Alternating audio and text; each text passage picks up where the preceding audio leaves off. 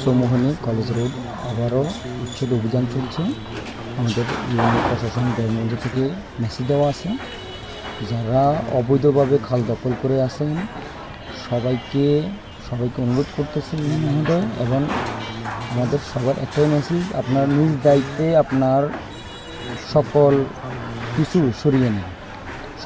সরিয়ে নেন। আপনার নিজ দায়িত্বে আপনি খালের বিষয় বেদখল যে খালের জায়গা, সরকারি জায়গা, সেগুলোর থেকে আপনাকে সরে আসেন। খালের জায়গা খালকে বুঝিয়ে দেন। স্থানীয় মানুষের অভিযোগ, এই খাল দখল সাধারণ কোনো গরিব মানুষের করে নাই, এটা স্থানীয় প্রভাবশালী যারা আছে, বিত্তবান পয়সাওয়ালা, তারাই এই খাল দখল করে স্থাপনা তৈরি করছে এবং এই খাল স্থাপনা উচ্ছেদ করে আমাদের নোয়াখালী মানুষের জীবনযাত্রা সুন্দর করার এবং বন্যার পানি দ্রুত নামার ব্যবস্থা করে দেওয়ার জন্য ইউনো মহোদয়কে সাধারণ মানুষ সাধুবাদ জানাইতেছে এবং ইউনো মহোদয়ের সর্বত্র মঙ্গল কামনা করতেছে।